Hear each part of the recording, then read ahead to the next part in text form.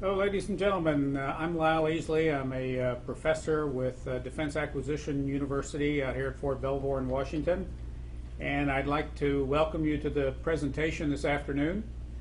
And what we're going to be talking about is services acquisition and a tool that we've developed out at DAU to help you develop better requirements document. We call it the ARRT tool, or Acquisition Requirements Roadmap tool.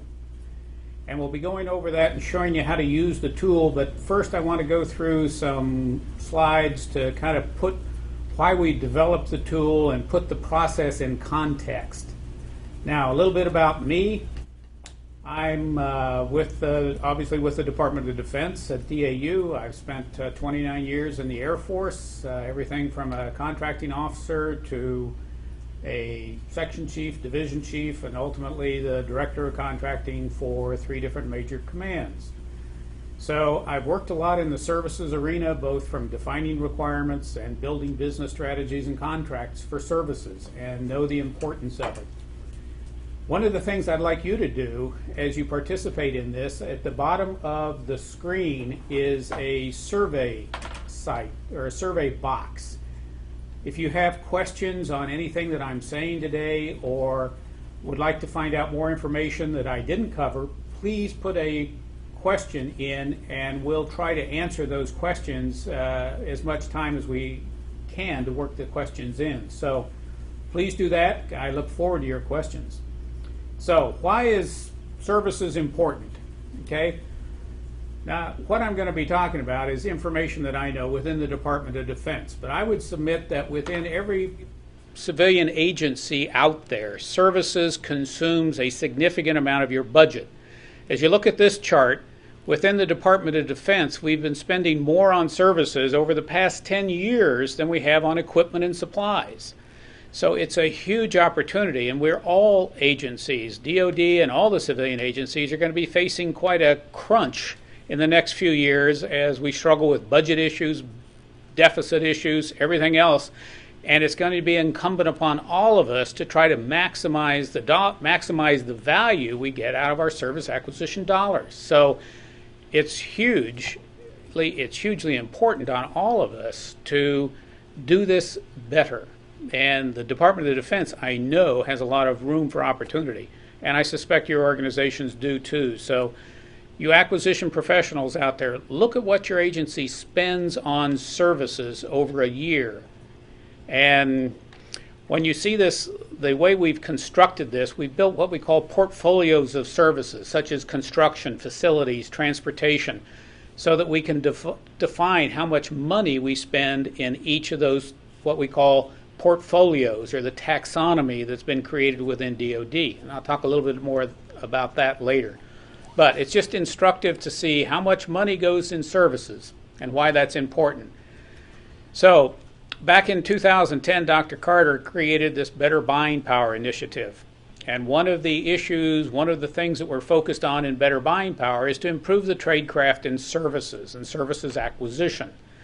So we've developed this tool and the other tools that we're working on at DAU to accomplish that objective. How do we improve the tradecraft, i.e. defining requirements, building better business strategies, and successfully executing and delivering the goods on a service contract? How do we do that as a team?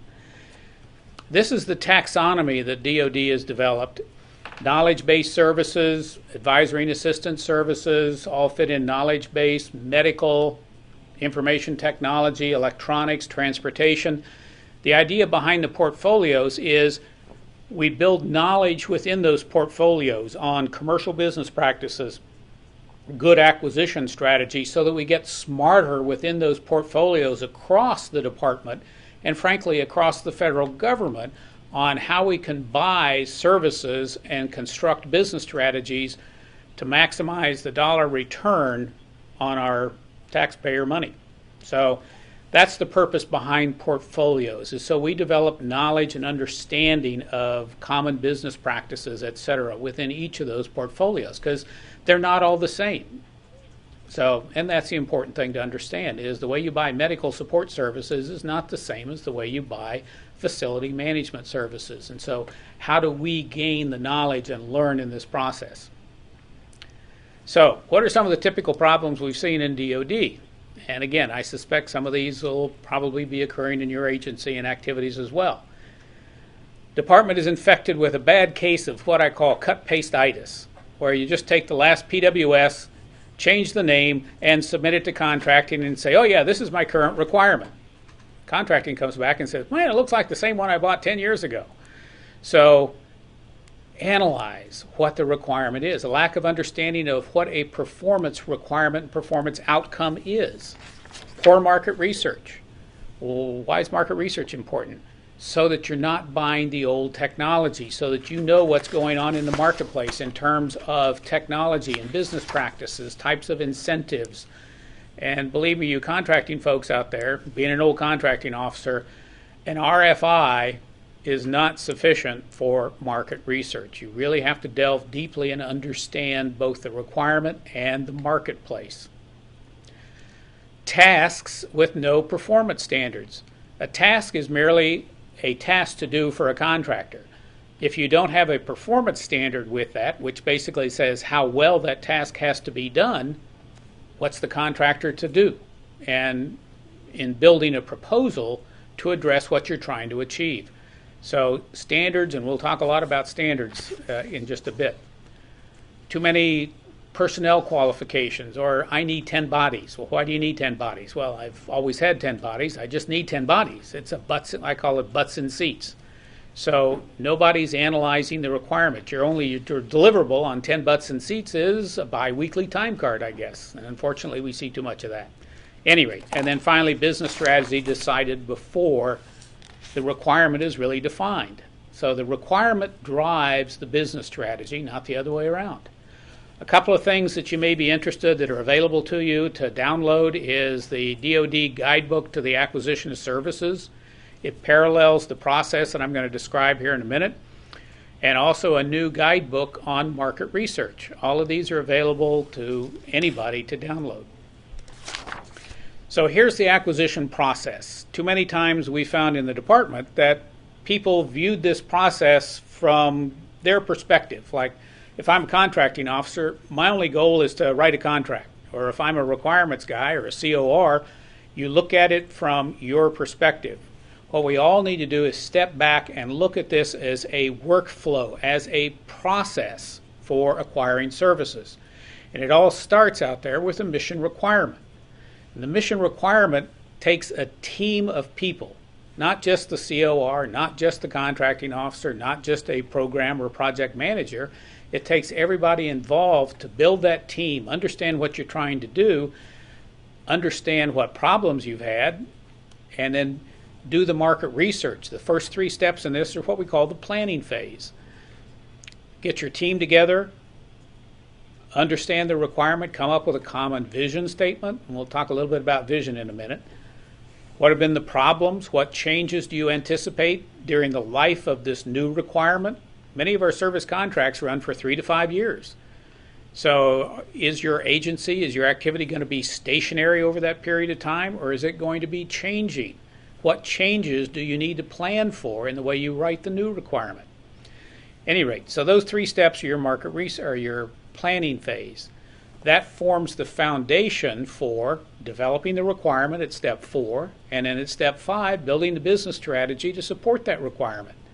All of these build one step upon the other. Finally, you go execute the strategy, either with a new contract or order against a GSA schedule, or however you decide it's best to execute that, go do it. And then the next most important step, step 4 I think is the most important one in terms of, well, each of these is important. You can't really do it without getting your team together. But defining that requirement is certainly within the DoD where we've had a significant amount of problems, defining our requirements. And then finally, where we do another poor job is in managing the results at step 7.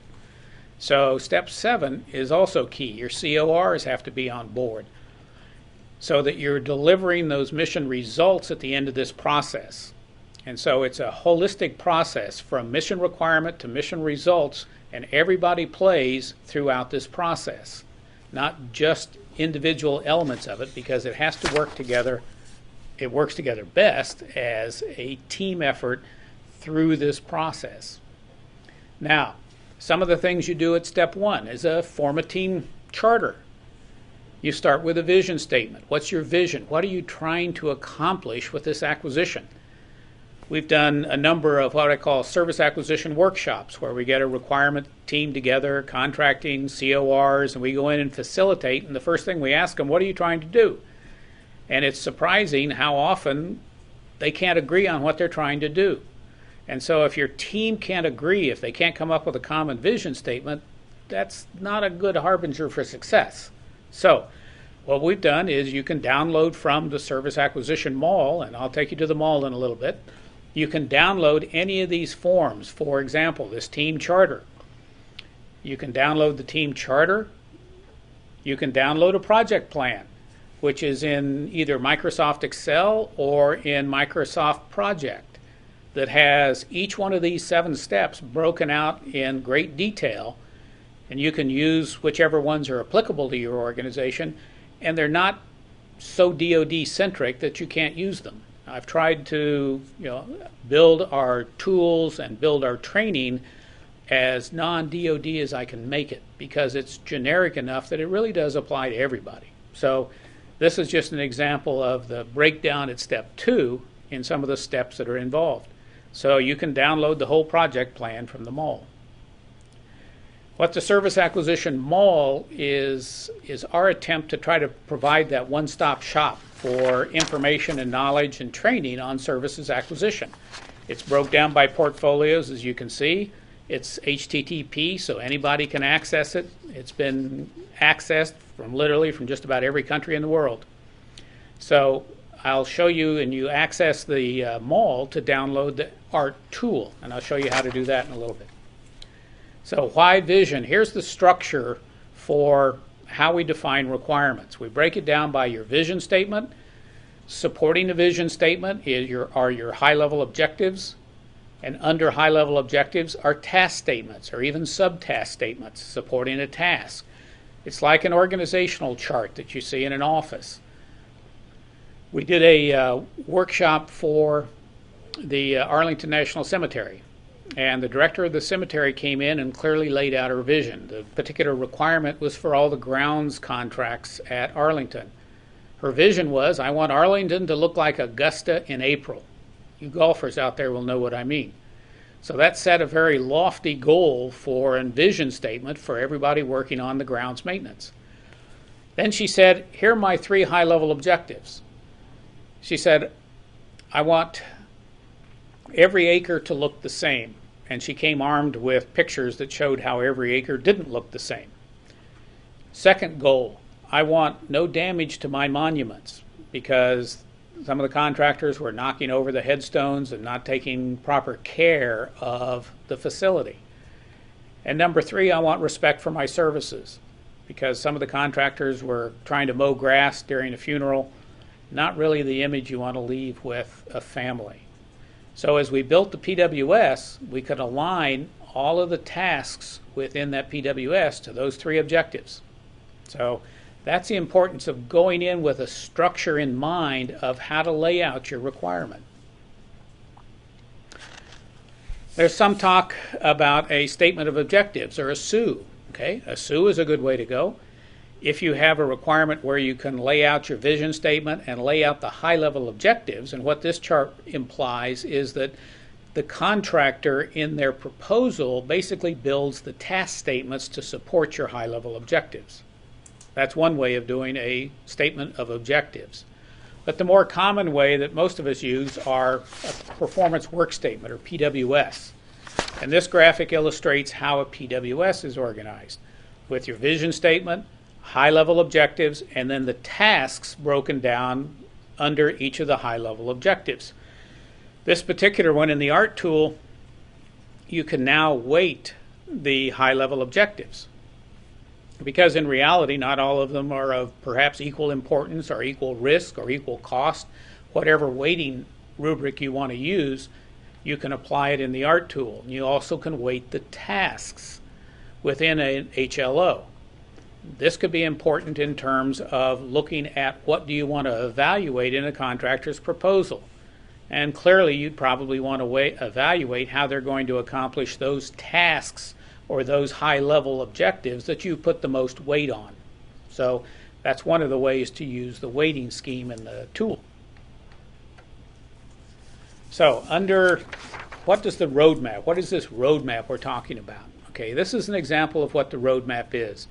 And before we built the ARRT tool, we used to do this in a big spreadsheet or butcher paper up on the walls as we do workshops. And a task basically consists of a result, a context, and an action, a standard for how well that action has to be accomplished. Standards basically come in three flavors: cost, quality, or timeliness, and variations thereon. An AQL, and we'll talk about these in a little bit more detail, an AQL is acceptable quality level. In other words, can you stand some variation of that performance to that standard, or does the performance of that standard have to be at 100% all the time? Now, clearly there are things like environmental compliance, safety and health issues I want 100% compliance with. There are others, such as taxi pickup, for example. I could maybe tolerate some 5 or 10 minute variation in what standard I put in my contract. So it all depends on the nature of the requirement as to do you or don't you have an AQL. Then inspection. What am I going to inspect? How am I going to inspect it? Who's going to inspect it? And is there an incentive or remedy involved with this particular task? As you walk across this roadmap, you can begin to see what you're starting to build. The task standards and AQL go into your PWS. The inspection and remedies go into your quality assurance surveillance plan. So as you walk across the roadmap, you're really developing your PWS, your QASP, and with the weightings, deciding what factors or what areas you might want to evaluate in a contractor's proposal. You also build your seed roles or delivery items, reports as an example. So that's the purpose of the roadmap, is to provide in kind of an outline form that control function for your requirement and your quality assurance surveillance plan. The QASP, if you will, has been another one of those sore points in DoD, is something we don't do very well. We've seen quality assurance surveillance plans, for example, that are trying to inspect things that aren't in the contract or aren't in the PWS, and vice versa. A lot of things in the PWS that aren't in the QASP. So the importance of linkage between those two documents is one of the reasons, or one of the features of the tool. By walking across that roadmap from left to right, inevitably your quality assurance surveillance plan is linked explicitly to what you put in the requirement. So what is the roadmap? We call it the Get Her Done tool in terms of providing that organization structure for your requirement. So what's the task? Tell me what the task is, Lyle. Okay, task is a result you want. Okay, it's a noun, it's a combination of nouns and verbs, not adjectives and adverbs, nouns and verbs, and try to be as clear as you can. And this is the hard part. You see down there at the bottom, it says tasks have three components: a result, a context, or in other words, what does that result apply to, and then what action do you want the contractor to take to achieve the result. Now, you might think, well, that's pretty easy. Well, I wish it was. You'd be surprised how hard it is to focus on and define what a result is. We've worked with different teams. One team was working on a IT type acquisition, and they were all IT people around the table. And we said, okay, what's the result of this task? And it took them 45 minutes of discussion to define what the result was. Now the good news is it only took them 20 minutes on the second task, 5 minutes on the third task, and then they'd kind of reprogram their brain on how to think about it. And that's really what we're asking people to do, is reprogram your thought process to focus on the result you're looking for, not telling a contractor how to do something.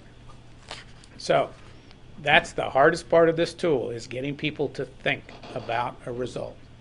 So, what are standards? Standards convey the level of performance that I need to satisfactorily meet that task objective, that task outcome, that task result. Okay? Standards are going to be your cost drivers in terms of how well it has to be done. So be careful what you say what you set as a standard, and make sure it's really mission critical and that you really need it as a mission outcome in terms of the level of performance, and make sure it's as clear and measurable as you can make it. Because if it's not measurable and not clear, you're going to run into trouble in terms of expectation management with your customers. So, been there, done that. So, standards described as adverbs and adjectives. Okay, here's a typical performance work statement example. Okay, contractor shall perform and document initial inspection for newly received vehicles and equipment. Actions shall be completed within 72 hours of vehicle and equipment arrival at the station.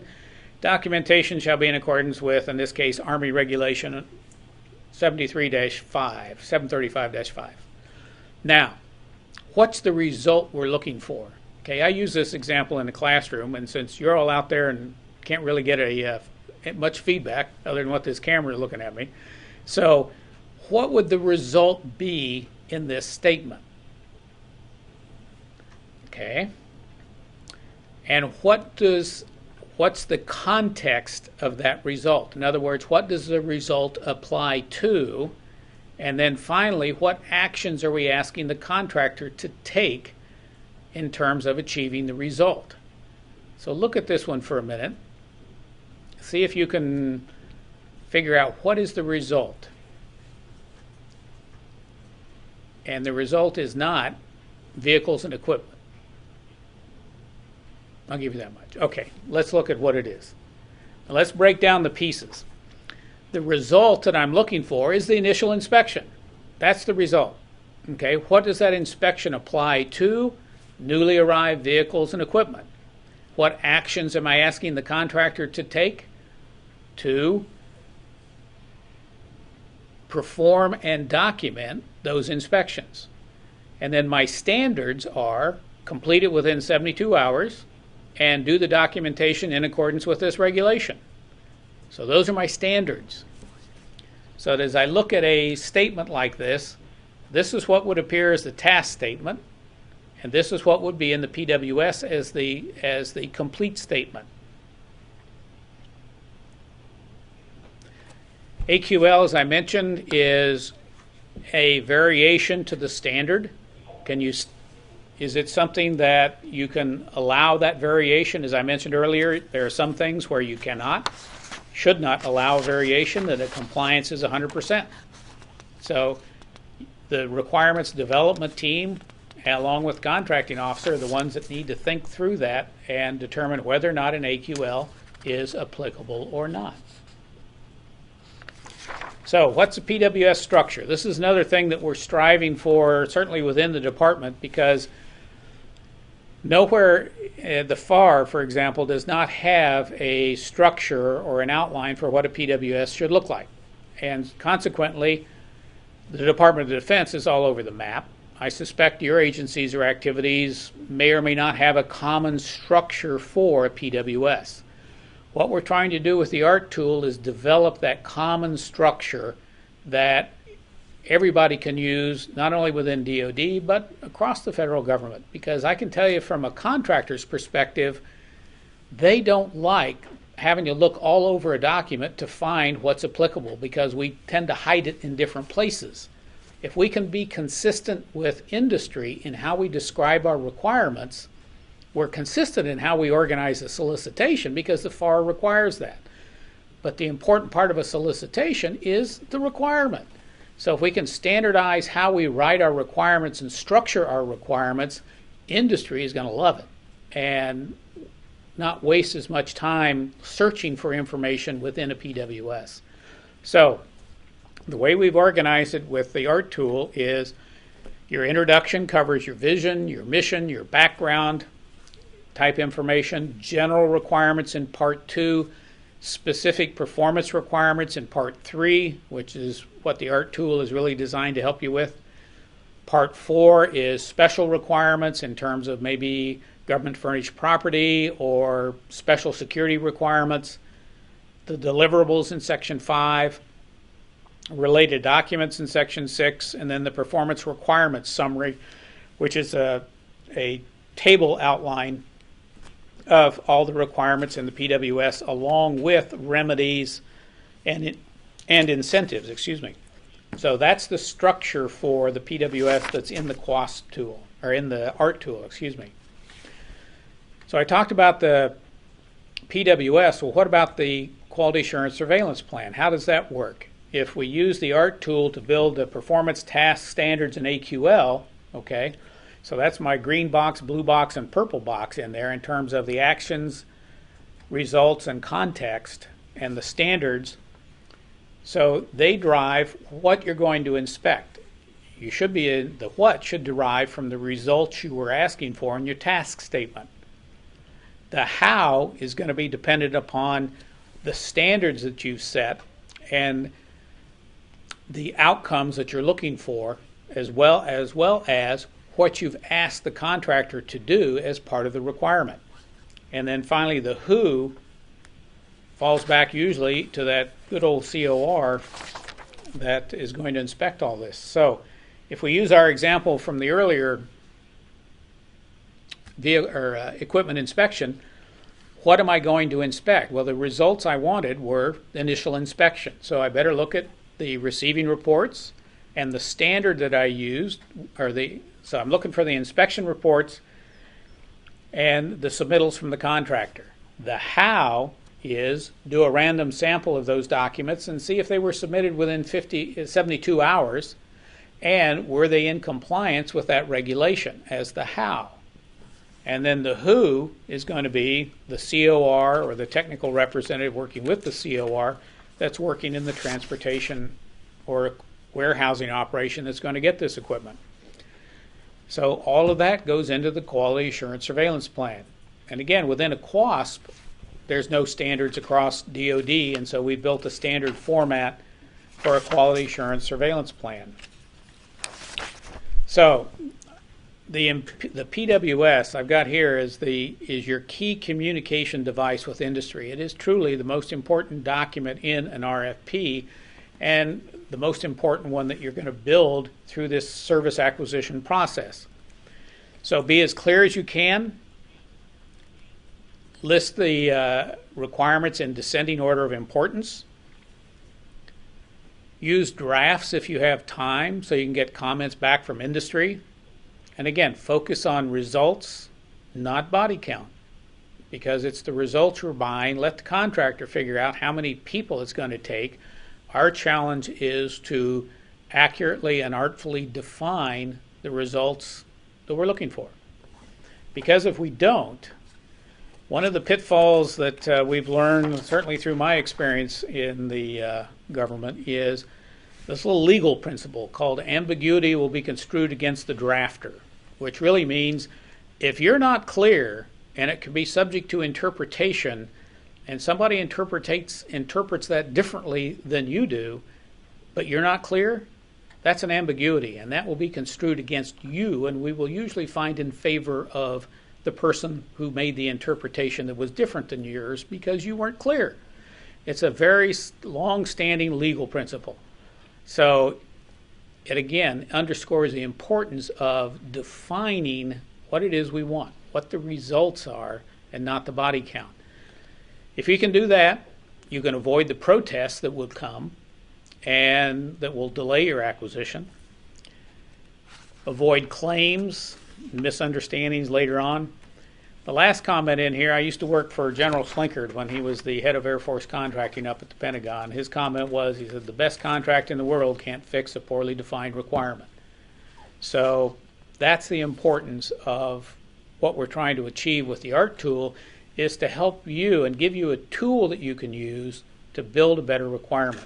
So what the ARRT tool is, Okay, it's basically a Microsoft Access file. So to use it, to run ARRT, you've got to have Microsoft Access. One of the key requirements that I laid out early on is I didn't want the government to go out and have to buy any new software. Most of us have Microsoft Office, so if you have the Office suite, you probably have Access. If not, you can get it. And the ARRT tool itself is just a file. It attaches to an email just fine, runs through the system just fine, and it works off of your computer. So you have to have Microsoft Access to launch and operate the tool. So we'll talk about that. It's got wizards. When you do download the tool, it'll come with about an 80-page instruction manual to provide instructions on how to use the tool. And there are training videos within the Service Acquisition Mall to help you with it as well. Plus, we're available at DAU if you have questions. And what it does is it builds those using a standard template, it builds your PWS, your PRS, and your Quality Assurance Surveillance Plan. Whoop, come back here. Part of what we're doing is trying to look at that 7-step process as a workflow. If any of you are familiar with Lean or Lean Six Sigma or anything like that, one of the principles of Lean is define a common process and work with standard work. Okay? We've defined this standard process, steps 1 through 7. The mall is intended to kind of foster and facilitate step 1 in terms of providing some training, providing access to the ARRT tool, a skill development center on the mall. There's even now a game where you can try to work on defining results, context, and action. I'll show you what that is. So we've built the ARRT tool to try to facilitate step 4 in terms of defining the requirement. Because, as I mentioned, that's one of the biggest problems within DoD. We're also going to start ARRT class, and I've got a question mark on 5 December because I've been trying to start ARRT class here for a month or so. DAU's got some technical issues, but when we do get ARRT school started, it'll be a 1-hour web-based, much like what we're doing here, that will take a particular aspect of using ARRT and explain it in a lot more detail, and then we'll respond to questions from the user community in terms of what should the next ARRT class focus on. So why should you use ARRT? Why is it important? This is a survey that we did back in March, and what it does is it's basically ask several questions, but these are the 2 most important questions to me. Is, did it help you build a better requirement, and did it help you do it faster? And as you can see from the responses we got back in March, yes. I probably ought to go out and do another survey and see where we're at now because the user base is a lot larger. But you can see the question there. It says the ARRT forced me to think carefully about the wording and to produce specific focused tasks. So if you use the tool properly, that's what it will help you do, is focus on those results. I'm sharing this chart with you just to show you where we're going at DAU in terms of developing other tools that will leverage off of the information in ARRT. Step 7, as I mentioned, is a challenge for DoD, so I want to create a performance assessment tool that will help the CORs do their job by creating, based on the QOST that was created in the ARRT tool, create their inspection checklist, their timing of inspections based on, did you say random sample, did you say monthly inspections? It'll create their tracking, capture their data either on their laptop or their computer or their tablet, and then build their monthly tracking charts, and at the end of a 12-month period, create a submission, create their input for their CPARS report at the end of the month, or end of the year rather. The other tool we're creating is a technical evaluation plan assistant to help tech teams develop their technical evaluation factors, and an IGCE or internal government cost estimate tool based on what's in the PWS. And so this is just a description of the tools. So I'm going to skip that, and why don't we take a break now? You've been very patient to sit through about 40 minutes, so let's take a short break and we'll come back and I'll show you the ARRT tool and how to use it.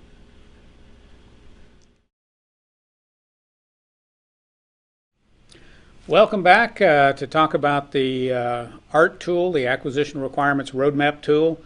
Any of you that tuned in late, I would remind you that there's a box down there at the bottom of the screen. If you have any questions that you would like me to address, I'll be happy to. Just type them in there, and we have some diligent fingers back here capturing all of those questions, and they've already got a long list for me to answer, so we'll see how this goes. Anyway, okay, how do you get to the ARRT tool? Start with, first off, go to the Service Acquisition Mall. So let's go shopping at the mall for a minute and see if we can find any bargains. So our mall was created, it just as you can kind of make fun of it, but it's there to be kind of that central point for information on service contracts and services acquisition. So as you mouse over, it tells you basically what types of information are in the different wings of the mall. There is a skill development center. I'll show you a little bit more about that. All the videos in the mall are on the video kiosk. Each of the steps has a little narrated video that is basically narrated PowerPoint that talks about what each of those steps is. Talks about the generic work products from team charter to communication plan to project plan to stakeholder analysis, gives you some background and idea, and sample forms you can download. So that's information. Here are some of the ARRT videos that are available. So all of that is available in the video kiosk. Skill Development Center is basically a list of courses. It's also, this is a new thing, is the ARRT game. What the ARRT game does is try to work you through how to define outcomes, results, context, and actions. For example, analyze, define architectural baselines for the program office. Okay, what's the result I'm looking for there? Probably an architectural baseline, right? Oh, I got that one right. How about that? At any rate, you get the idea. So you can go through and improve your skills at defining, because as I mentioned earlier, this is the hardest part of the process, is getting people to focus and define those results. So that's all in the Skill Development Center. So how do you get to the ARRT tool? Well, there's a little button over here on the side of the mall map. It says ARRT tool. Click on that. Read the information in here, and the little button is here. It says click to download. We've tried to make this very hard. Failed miserably. So what we need is your first name, last name, phone number, email, and organization. And the reason we're asking you to do that is so as we update the tool, as we provide new versions out there, we send out a blast email to all registered users saying that a new version is available, and you can download that. It also will, when we start the ARRT class, we will send a blast email out to all registered ARRT users to say when the next class is and what the topic will be. So that's the important part. Other than that, there's no cost for using the ARRT tool.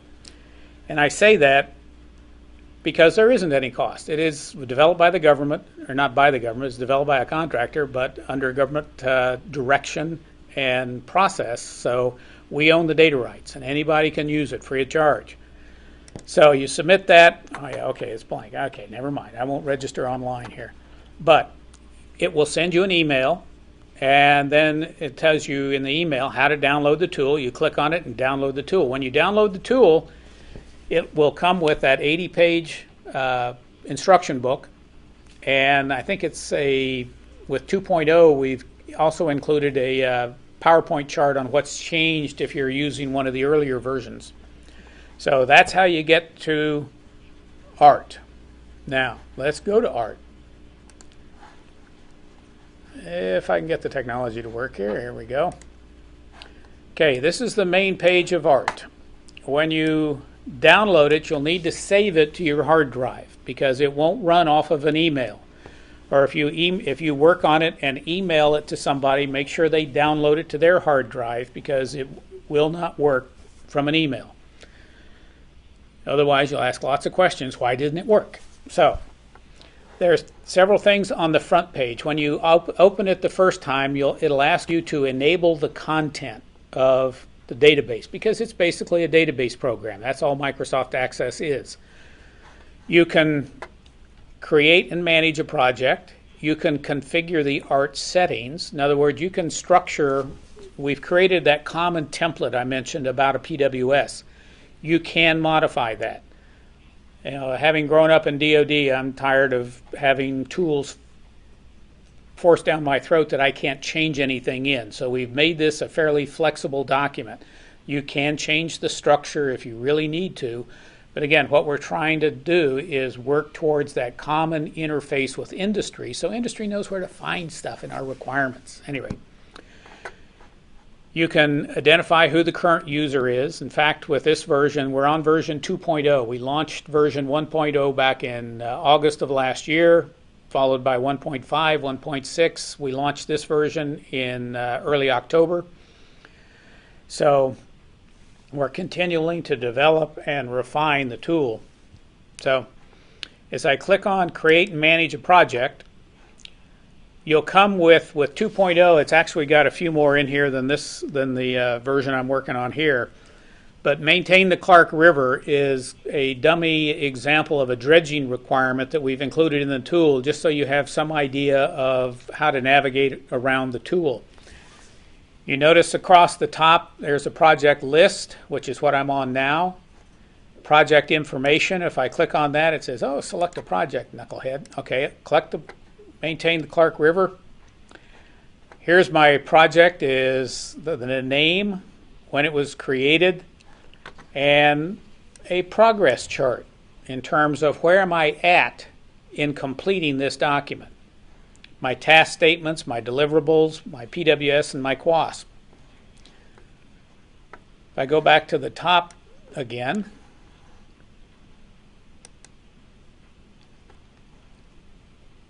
here's my project, Maintain the Clark River. My high-level objectives, I have two. Make the river navigable and identify the navigation channel. I have three tasks under Make the river navigable. Establish the depth, the width, and dispose of the waste. Two tasks under Identify the channel, namely maintain the channel markers and mark the channel. You can see the yeses and the ends over here. An end means I'm not done with that. It means I need to go back and review it, think more about it, get other opinions, etc. It's a way we've built into the tool of helping you keep track of where you're at. The little arrow buttons over here are ways of moving information around in the tool. For example, if I wanted to take the collect and manage waste, rather than make that a task under Make the River Navigable, maybe I want to make that a high-level objective by itself. I can click on the arrow button over here, and it moves it over to become a high-level objective. Or maybe I want to make it a subtask under the width. I can click the arrow the other way and it becomes a subtask. Because you're working in a database, the database takes care of organizing and numbering all the tasks, unlike Microsoft Word. So all of this exports to Word, but we recommend that you work in the tool until everything is set the way you want it, because it's a database. You can move stuff around very easily and it renumbers everything.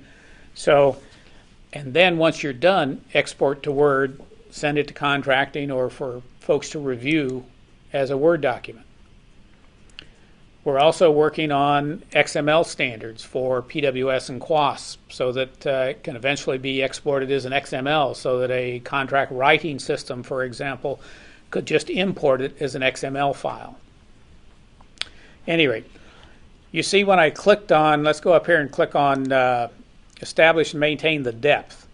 What came up were the statements that I've already created in ARRT with respect to maintaining the depth of the channel. My task statement, contractor shall establish and maintain the depth of the Clark River. Some additional information, as Paul Harvey says, the rest of the story goes in here. Under standards, what are my standards? 12 feet deep, mean low water. My AQL, acceptable quality level, says I can stand some variation to 12 feet. And my variation is anything less than 12 feet can't exceed 4 linear feet perpendicular to the channel.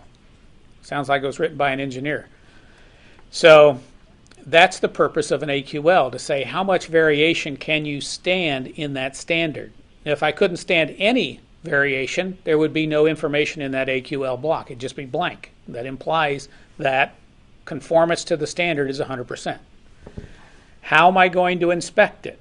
What am I going to inspect? Well, the depth of the channel is just submitted by monthly reports. How? Well, I'm going to have the COR take the boat out with the 360-degree sonar and GPS and do a random sample along the river every once in a while to verify the depth. So you can be as specific in here as you want in terms of this is your dialogue with the COR on how you want this inspected. And then what are the deliverables? In this case, it's a monthly status report. So how do I go back and create a task statement? Well, let's look at this, identify the navigation channel. I've asked him to mark the channel, maintain the channel markers. You know what I forgot? I forgot to ask him to modify or update the navigation charts. So let's add, with the add button here, add a new task. Now this is probably the most important screen in this whole thing. My high-level objective up here, identify the navigation channel. My task statement, okay, I just kind of outlined what this task is. So what's the result I'm looking for? I need the contractor, he's gone out and dredged the channel, okay, now I need him to update the navigation chart. So what's the result I'm looking for? I'm looking for, in this case, not updates, what I'm looking for is navigation charts, right? If I could type and talk at the same time, I would be dangerous. Now, if I can deviate for just a minute, not everybody does dredging. So we've built into the tool under sample results. Remember I said knowledge-based services, or ANAS, was the biggest consumer of services. We built in examples that we pulled out of different PWS documents. For example, if you need admin support, what are some of the common results that we've seen under under admin support services? File plans, equipment ordering, checklists, correspondence. You can use this as a shortcut or as a thought stimulator for defining the results for the different types of services: engineering and technical support, acquisition management, facility related services, financial management. So the tool already contains a fair amount of information, but remember it's a database. So as you're entering information in your copy on your machine, it retains that information. So it becomes a database. You put it in, it'll still be there. So let's close this. So navigation charts, what I need. What do those navigations apply to? What's the context of those charts? Well, in this case, it'd be the Clark River, right? Now, what actions do I want the contractor to take as it pertains to those navigation charts? Again, under sample actions, we've got a whole list of verbs here. And these aren't meant to be an exclusive list, they're thought stimulators. And don't go through here and click on every one and say, I gotta have all that. No, no. Think about, analyze what the requirement is you're looking for, the results that you need. So in this case, what do I need? Well, I want the contractor to update. Is update in here? No. Okay. So let's close that. So I want him to update.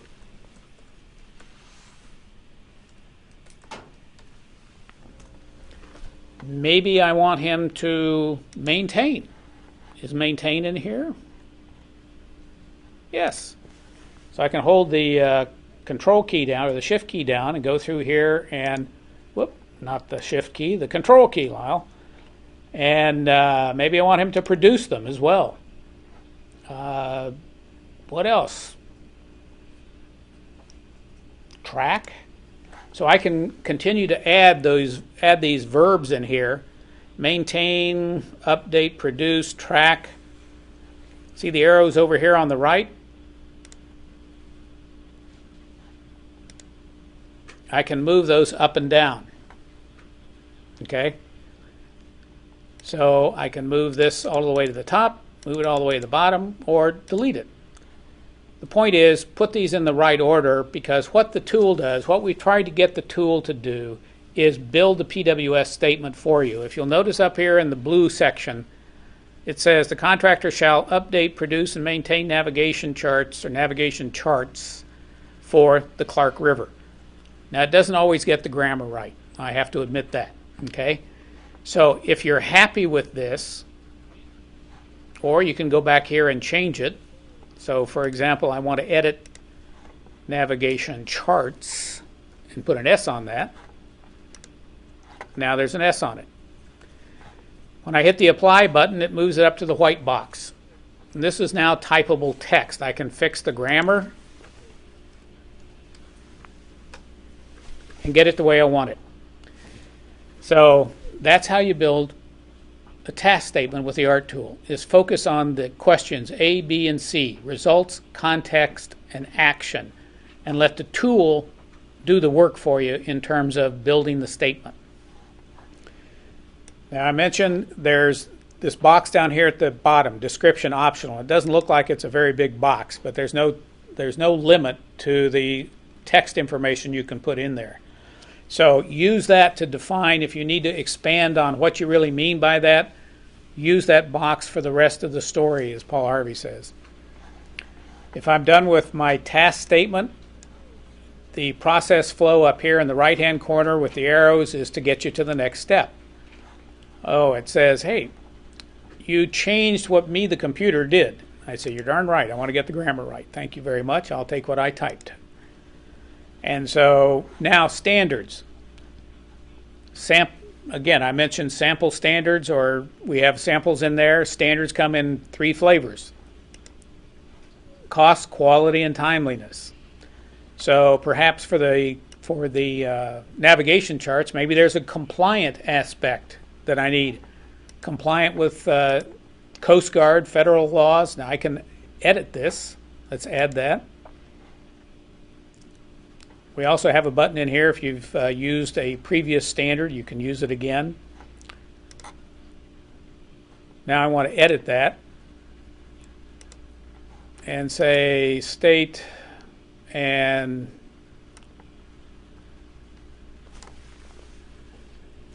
U.S. Coast Guard. So again, we've tried to make it as flexible. In this case, it's a compliance standard. I want 100% compliance, so I'm going to put nothing in the AQL. So I've got one standard now for compliance. There may be others for complete, accurate. Certainly for navigation charts, I'd like to have some degree of accuracy to them. When do I want them delivered? A timeliness standard. What would be my time or my schedule for delivery? And again, these aren't going to be 100%, maybe not even 10% to what you need, but they're there for thought stimulators to say, okay, what would be a good schedule for those navigation charts? Is 10 days after dredging completion sufficient? If it is, that becomes your standard. So use the tools and use the samples as thought stimulators and discussion stimulators for your acquisition team. So I'm just going to leave that one statement there as my only standard so far and go on to the next step.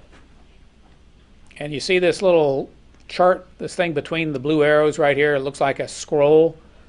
What this is your workflow, where you're at in the process. And this is interactive. It'll take you back to project information. It will take you anywhere to where you're at in the process for that particular step.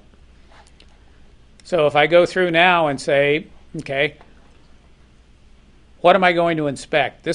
What this screen is asking is, say, are all the standards, if I had multiple standards in here, are they all tied to this one inspection methodology?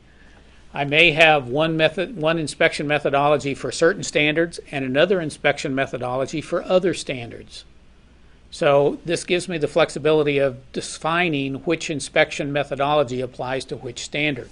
In this case, I only have one, so I'm going to assign that to that inspection methodology. Come on here. So, there we go. So, what will we inspect? Okay, what was our result? Navigation charts. Well, then I better inspect the navigation charts. And we have a convenient button up here that'll move navigation charts from your result to what are you going to inspect.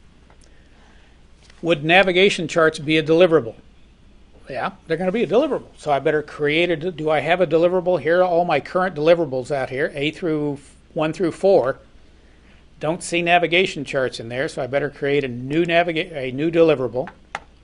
It numbers them automatically for me. And so navigation charts is now a deliverable. And down here in the description, back in DoD we use seed rules. If we have a common seed rule for a report, you can put in the definition or expand on what your deliverable is here.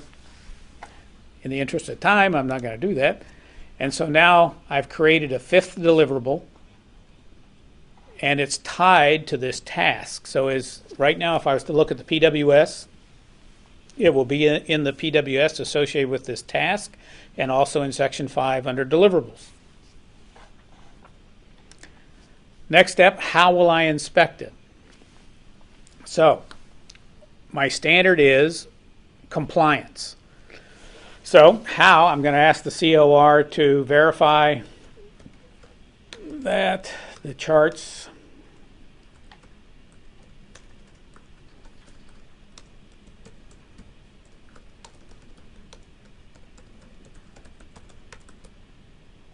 regulations.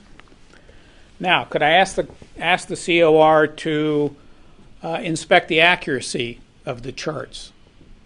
Well, if I want to, I need to go back and put that in as a standard because I don't have accuracy in as a standard yet. So this step is somewhat of a cross-check between what you want to inspect and say, did I really ask the contractor to do that or put a standard in for that? So make sure what you're inspecting aligns with the standards of performance that you've asked the contractor to do. Who's going to do it? Well, my friendly COR. Use previous inspections. So who have we got in here? There we go, government representative. I'm going to add that. And then, is there an incentive or remedy? This is one of those blocks where, if the contractor fails to update or fails to comply with regulations, what's my remedy? If it's a fixed price contract, I can take a deduction off the price of the contract. Or I can put in here as this remedy, contractor will reperform the navigation charts at no additional cost to the government. If you have a cost contract, you need to be a little bit more careful because the contractor may bill you for that again if it's a cost contract. So use your judgment in terms of what the remedy is, but if the contractor fails to meet our performance standards, the government is entitled to a corrective action or remedy for that non-performance because we're paying him to perform against the standards we set in the contract. So this part is important. This particular piece of the tool goes in the PRS, which becomes part of the PWS, which goes in the contract. So when a contractor prepares a proposal and makes a bid on this contract against this PWS, he already knows what the penalties are if he doesn't perform. That's why it's contractually binding. So as I complete this task, it gives me one more view of what am I going to inspect, how am I going to inspect it, who's going to inspect it, and in this case I've left incentives in blank, but you could put that in. And then what my standard is. In this case, it's the only standard I've written so far is compliant with regulations. So I close that. And you see the boxes up here on top. These little boxes here, standards are complete. This is the methodology that turns these N's over here for no to yeses. So if I'm happy with this statement, I click that and it goes to Y for yes. For yes, I've completed that task. So it's just a way of helping you navigate as you create multiple tasks in here, a way to control or keep track of where you're at. So once I'm done with my requirements definitions, I can weight those requirements. In this case, here's what my weighting looks like. I want to look at the whole project. I've got 2 HLOs here. Make the river navigable and identify the channel. And I've weighted make the river navigable more important or carry a higher weight. I can put that as the highest. And the tool will take care of the percentages for you. And I can weight the tasks within a high-level objective. For example, all of these are the same. I may want to take the importance of that one down just a little bit. And again, what you would use that for is in looking at what you want to evaluate from a technical evaluation standpoint. When you're done with the weightings, here are the work products that the tool will generate for you. Your PWS, or if you just want to look at Section 3, it'll create that for you. Your Quality Assurance Surveillance Plan, your Surveillance Matrix, the PRS, a summary report. What the summary report is your statements, task statements, HLO, standards, inspection methodology, and deliverables. Close that, or we'll go back to work products. So as I create a PWS from this document, here's my structure again for the PWS we talked about earlier. The vision statement, introduction, what the mission is of the organization, background, if I had some background to put in here, what the scope is. Now notice if I click on scope, these are all typable text fields. If you have canned information or standard information that you put in here, yes, you can cut and paste in this tool. And we've created these blocks where you can, where it's standard information. Get down to general requirements. These are things that we pulled out of common PWSs across Army, Navy, Air Force, and even some of the civilian activities. You can either accept them, edit the text. We've put default text in here so that you can't just use it without thinking about it. You can also go up here to the top and look at managed sections.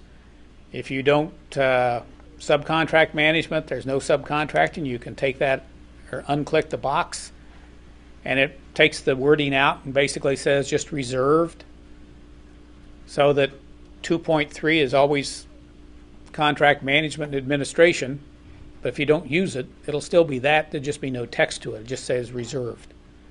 Again, we're trying to get back to some standard formats for all the government agencies to use. And we get down here to Section 3. Here's my Section 3. Make the river navigable, what my task statement is, what my standards are, what my deliverables are. And you see over here whether or not it's complete or not. And again, these are fairly short, cryptic statements. That's why in some cases you may need Paul Harvey's rest of the story to describe what this task involves. But in that description, don't compromise the clarity of what you're asking the contractor to do, the results you're looking for. So let me go back to the top here. And if I want to export this whole PWS to Word, if I've done a little cutting and pasting, I can clear all the formatting so that all the fonts will appear the same when it gets to Word. Hit the export button. And notice it's got a cover page and table of contents. You can unclick that if you don't want them. It says export's complete. And here's my PWS. Comes with an index. And basically what you saw on the screen earlier in terms of the Section 1, my vision statement, introduction, background, Section 2, and Section 3. We had a large Air Force activity use this tool to develop I think it was $600 million satellite tracking station, PWS. The comment back from the program manager after they'd issued the RFP was, we were surprised how few comments we got back from industry on the RFP, because it was clear, because it was well written, because they used the tool to force the discipline and the thought process to be clear in the results you're looking for, so that you leave the how up to industry. So it does make a difference. We've got Army Sustainment Command out of Rock Island has been using the tool to develop common PWS templates for common logistics requirements at Army installations. So they have basically three: base transportation, base maintenance, and base supply. So that all their 70% of their PWSs now are common with the same standards, and they're adjustable and tweakable and add the unique features for each installation to that PWS. So that's one of the benefits of using something like this. These buttons over here, if you're the originator of the tool, you can lock it so that nobody else can make changes to it. So that if you wanted to create it and send it to a colleague to review, he could review it, but he couldn't make any changes to it. So how's he going to give you any feedback to it? That's what the little button is over here, the yellow stickies. So if you click on a yellow sticky, if I send it to my colleague to review, he can make comments like this by creating a new comment. Who the author is, who it's assigned to, he can make comments either at the project level, a task, a standard, inspection, PWS paragraph. Where we've tried to make it as flexible as we can in terms of where that comment is aimed at. And then he would write his comment in here and submit it. So that when he sends that document back to you, okay, thank you. We have a spell check in here. They knew I'm not a good typer, all right? So we've got a spell check in here that catches me all the time. Any rate, so now I've added a new comment. So it's a way of helping you as the originator send it out for review and comments, get those things back, and then know exactly where that comment is tagged to with the yellow stickies. And let's see. Lockable. You can go down in... you can move to the task level and then also to subtask level and even sub-subtask level if you have to. Again, the further you get down in defining the what or the result you're looking for starts to become a how. And so just guard against writing requirements that define the how. Try to leave the how up to the contractor. Your job, our job, is to define the outcome or the result that we're looking for. So I think we've had a few more questions come in, so why don't we take a short break, 5 minutes, and we'll come back for some Q&A. Thank you. Welcome back to the broadcast on the ARRT tool. Had several questions on where can I get these slides. Well, the slides will be available on fai.gov. You can download them probably within a day or so after this broadcast. So you're welcome to use the slides. There was one question about future upcoming events. Well, upcoming events might be a little premature on my end, but this is the chart that outlines what the tools are that we do want that we're in the process of developing a requirement to go out and compete for.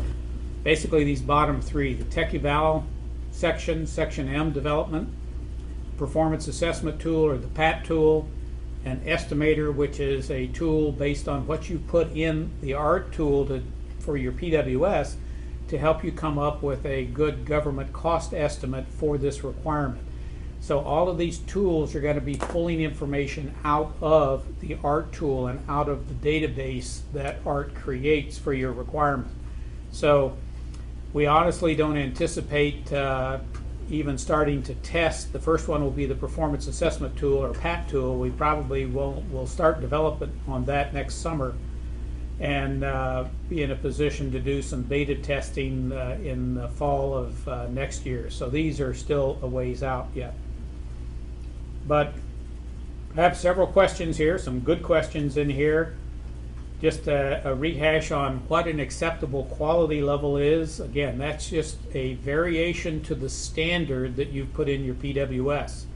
If you leave AQL blank, that means that the contractor has to perform 100% of the time to the standard that you've set in the contract. And again, an AQL is dependent upon either risk, or if it's a health and safety issue, if it's a security issue, you're darn right, you want 100% compliance, okay? If there are areas where you can give the contractor some latitude in terms of performance where 100% isn't always required, that's where you would either specify it in the AQL, or another way to do that is to write the standard in such a way, such as one of the other questions in here, what's the difference between an AQL and a max error rate? A maximum error rate is something I would write in as a standard. That's my standard. Your error rate cannot exceed X. That's the standard. And then I would leave the AQL blank if you needed that level of performance. Or you could put an AQL in there, but again, you can write the standard in such a way that you don't need an AQL. The AQL is kind of covered in the way you've written the standard. So, are there plans to include a way for the system to also develop evaluation criteria? That's really what the TEP, Technical Evaluation Plan Assistant, is for. Is again based on those weightings that you put in the PWS. It will bring those up along with other types of evaluation factors to help the technical team decide what are the evaluation factors they want to use in Section M of the RFP, and also that will obviously tell the contractors where they need to focus on developing their proposals. So it's all related. Does the ARRT replace the WBS in your process workflow? Well, yes, ARRT basically, that WBS is built into ARRT, where you start off in ARRT when you create a project. Let's go back and look at ARRT for a second. When I create a project, if I want to create a new project, well, let's start with a new one. My project name, let's put test 1. What's my vision? Okay, now I got to come up, that's my WBS level 1. So I have to come up with a vision to start a project. So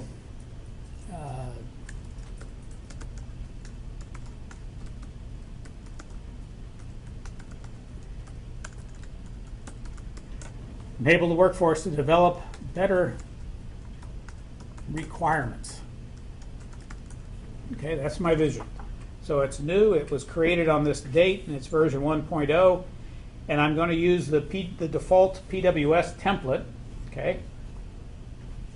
And I'm going to use the default QoS template. Notice that that's what's in here. I can create my own PWS template. Notwithstanding what I said earlier in terms of standardization, we are trying to standardize, but again, if you must, you can create your own template within this tool. So I'm going to hit the Save button, and then I would go on to define my high-level objectives and my tasks. So that's the way you start the tool. I mentioned how to configure the ARRT. Configure ARRT settings, which is the second button in here. I can manage my WBS nomenclature, manage the weighting, manage delivery numbering. If you have a specific way that you number your deliverables within an organization, you can specify that in here so that the tool will use that. I'm going to unselect edit. Come on, there we go. If I want to start the prefix with a Z, whatever, okay, and how many digits in the numbering system. Again, we've built flexibility into the tool so you can do that. Same thing with PWS sections, manage results, so you can configure the tool in a variety of ways. We worked with DISA, and DISA used this tool to manage the structure or adjust their standard template to fit in the tool by making some minor adjustments to this structure in the PWS, in the ARRT tool. So now their structure is acceptable to the requirements folks, the contracting folks, everybody that wants to see a PWS will see it the way they like to see it at DISA. So again, building that flexibility into ARRT.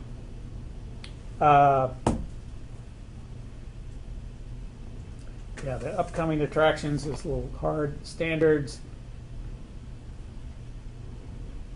What do you mean when information will be reserved? For example, if I go back to maintain the Clark River, look at my PWS, under manage sections, if I want to say that business relations, I don't need that. I'm going to take it out. What it says is business relations reserved. Say, okay, fine. So when you get down here to business sections, or business relations, excuse me, where to go? It just should say reserved, and with no text under it. It's conveniently disappeared on me. Maybe it takes it out. No. It should just say business relations and a reserve there with no text.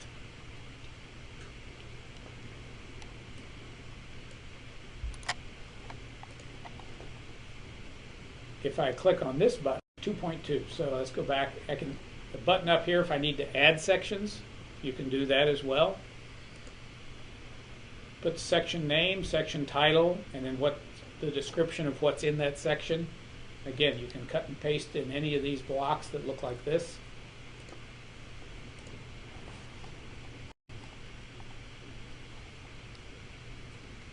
Will the information shown when you need to review it or not?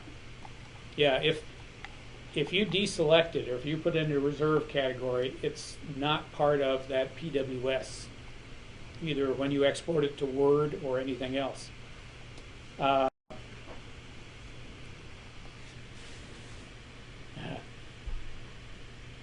However, this agency prohibits us from downloading anything to our government computers. Do you have any suggestions on how we can pursue having access to this tool?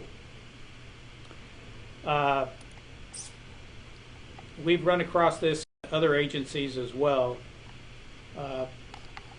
You can find somebody that can download it to a disk drive, central server, and give people access to it that way. You can do it that way. The only difficulty then is we won't know who all has copies of the tool, and so when blast emails come out, you may not be aware that there's a version 2.5 coming. And just as an aside, I looked at 2.5 this morning from the developer down in Fredericksburg. 2.5 will be a SQL Server version, or a have the capability to put it on make it a server-based application, so multiple people can have access to your work, or you can restrict however you want to restrict it within the context of either SQL Server or Access. So that will be out probably in the second quarter of FY13. What's the web address for the mall? It's http://sam.dau.mil. And yes, it's a .mil access, but you shouldn't have any problem accessing it. It doesn't require a password or anything like that. Again, if you want to get access to the tool, you just go to the Service Acquisition Mall and click on the ARRT button on the right-hand side, and follow the prompts. Will tell you how to get access to the tool. Where can you find the guidebooks for services and acquisition? This gentleman left his email. I'll certainly send him the links to it, but if you download the slides, it has the email address on the slide. With subsequent updates, will previous projects be upgradable? You bet. If I go back to project list, notice there's an import button here. If I hit the import button, if I want to import a project or import a high-level objective from another project, I can do that. If I hit import, I browse. In this case, there's probably not another project on this computer, but if I had other projects, I could find that and I could import the entire project. I could import just a high-level objective. So again, we've tried to, from our experience, make this as flexible as possible so that as we update versions, all you have to do is import your old version, let's say from 2.0 to 2.5, and it'll come straight across and be updated in the new 2.5 version. We've been around the soft grade upgrade daisy chain too many times.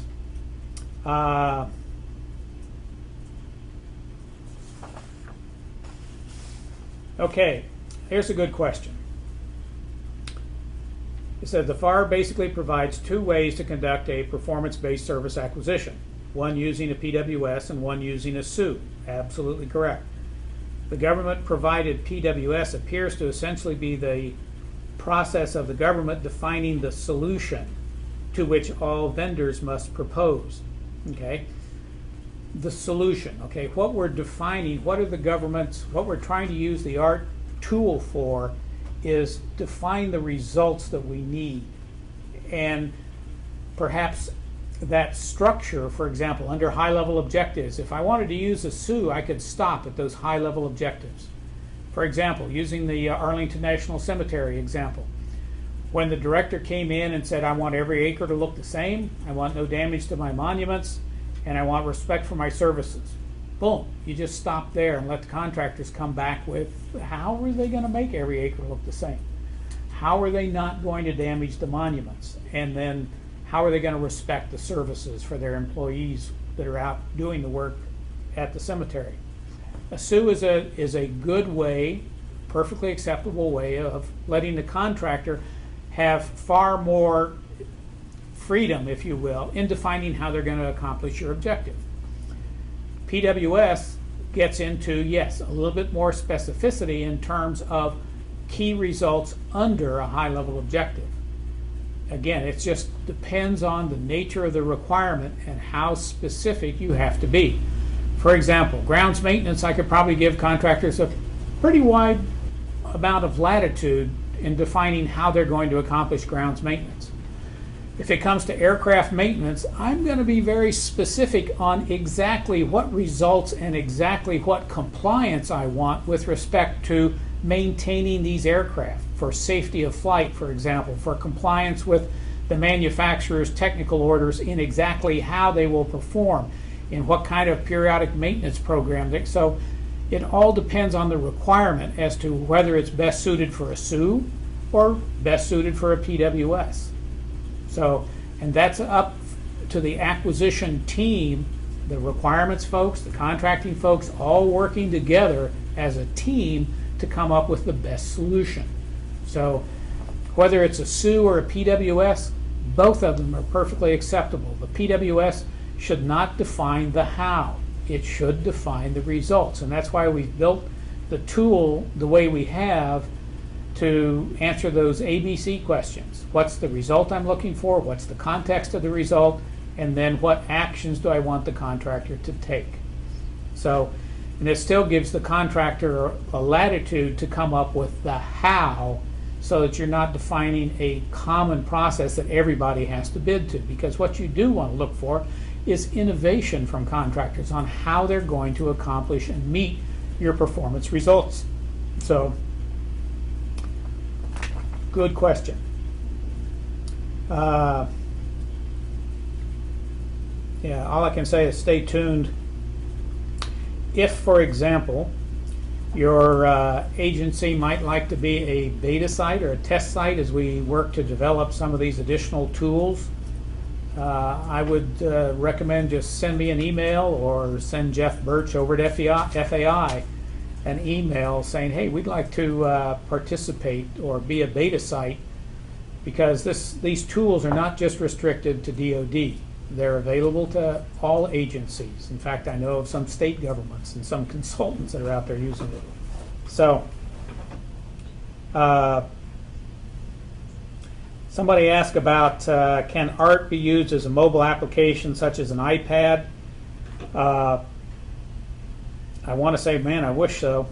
Right now, the ARRT is written in Microsoft Access. Part of why we did that was because a lot of people have access, don't need to buy any new software. Where we want to go with things like the PAT tool, the performance assessment tool, is make that a tool that can be used on a tablet device. Whether it's an iPad or somebody else's tablet, that's where we want to go with that. To make it truly mobile so that the COR can have a mobile device, go around, do their inspections, let the tool capture it, let the tool do all the organizing and the charting of performance over time in the tool. But right now, no, there's not an app. We've talked about that until, unless you want to run Parallel or some other device that will let you run Windows on an Apple. And I'm an old Apple guy, so no, right now there's no Apple applications for this, simply because Microsoft hasn't ported that over to the Mac platform yet. But stand by, we'll not be deterred yet. And again, those of you from the agency that said, hey, I'm prohibited, a lot of organizations prohibit people from downloading, but there are ways. We've used the ARRT tool behind classified firewalls, it goes through the Navy NMCI system. So again, it's just a file. It's not, there are no executables, and that seems to be the big bugaboo with the IT folks. There are no executables in this ARRT tool. It runs, you already have the program. If you have Microsoft Access, you already have the program. So it's just a file, just like if you were to attach a very large Excel spreadsheet to an email and mail it to a colleague. It's just a file. So as long as we keep it that way, it usually goes through networks fairly well. Okay, any other questions back there? Uh-oh, more questions? Okay, what about the schedule? Can you create a schedule from this? Not yet. If I was to take you to the Service Acquisition Mall, let's see.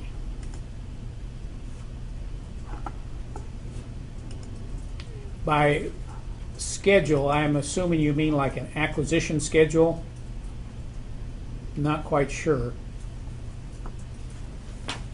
But if you go to the mall and look at form the team, one of the steps in here is a project plan. So if I go to project plan, here's the video that talks about the project plan.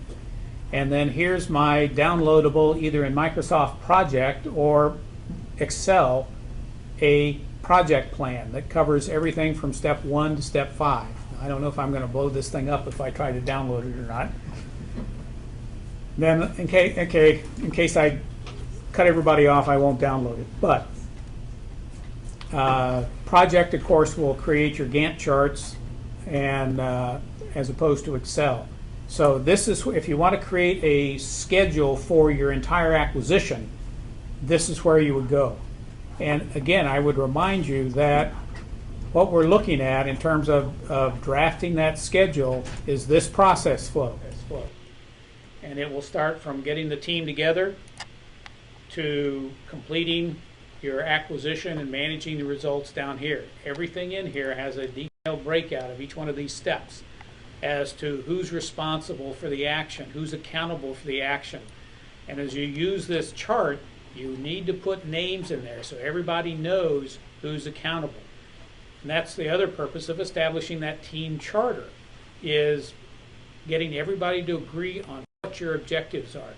If you download the team charter here in the mall, and this is an example of it. This was actually a team charter that was used by a team out at Yuma, Arizona, where they wanted to create a requirement to have a contractor come in evaluate other contractors' safety plans if they wanted to use the range out at Yuma to test weapons. And so their vision statement is just what it says here on this slide: to be the safest working environment for testing while using the most dangerous equipment in the world. That wasn't where they started as a vision statement. When we got started, all the team was sitting around the table, much like this conference table we're at here. And we asked them, what's your vision for this requirement? And they said, well, I need environmental engineers, safety engineers, and they were focused on the engineers, focused on the people they needed. We said, no, that's not your vision. What's your vision? Well, yeah, we need environmental engineers, safety engineers. It took them an hour and a half to come up with this vision statement. But once they got that vision statement and everybody bought into it, whether you were the engineers, whether you were the safety people, whether you were the contracting officer, whether you were the CORs, they all marched to that vision. And then you see the mission statement down there. It aligns to that vision. Believe me, getting a team started is almost as hard as defining that requirement, because you got to get everybody on the same sheet of music so that everybody knows what the tune is, what their part is in that tune, so you create a symphony instead of a bunch of noise. So that project plan and the team charter are key documents to make sure everybody's on the same page, moving in the same direction, and here's the schedule against which we're going to move. So, does the ARRT tool help capture the high-level mission or purpose? Yes, it does. It captures it, but you have to come up with it. The tool can't do it for you. So that when I go back to the tool, and I go back to and close my import function, project information or project list, here's your vision statement. It's a typable text field. It's not something that can just, the tool will know. The tool won't know. The tool gives you a place to capture that. And that's what's important about it, is you capture it, put it in the tool, then it becomes part of your PWS. And oh, by the way, that transfers over to your quality assurance surveillance plan, so that you capture it once. The beauty of databases is you capture once, use many times. And that's what our objective is in ARRT, is capture once using a disciplined process, or a place where you can cut and paste common, consistently used information so that you don't have to do it again, and then that will transfer to the various documents. What I didn't show you was the quality assurance surveillance plan. So if I look at the QASP, back on Make the River Navigable, here's my QASP, and it brought over my vision statement and it brought over my mission statement. I don't have to type those again.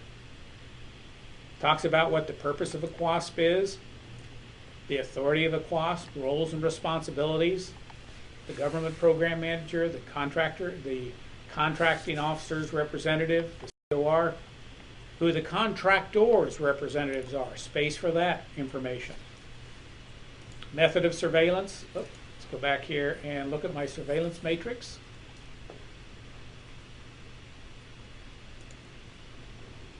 And here, in essence, is the COR's inspection checklist in the surveillance matrix, which is part of the QASP. Now, there's a lot of discussion. We have discussions within the DoD all the time. Do you make the QASP part of the contract? Our answer is no, you don't make the QASP part of the contract. Why wouldn't you want to make the QASP part of the contract? Well, you've already got all this information here as part of the PRS and part of the PWS. If you make the QASP part of the contract, then every time you want to change the QASP, you got to do a contract mod. And you may have to get the contractor's agreement to that change. There's no need for that. The QASP is an internal government document that we create to govern how we, the government, are going to inspect this contract. It should not be part of the contract. Any performance requirement that's not in the QASP, or that's in the QASP but not in the contract is what governs.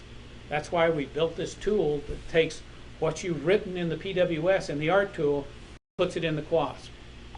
Because if it's not in the PWS and not in the contract, you really can't inspect it.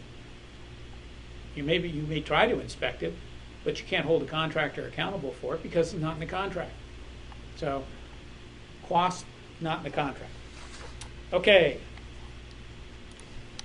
When someone reviews your PW, do they output a Word document wherein those comments would show, or do they simply send back the ARRT tool?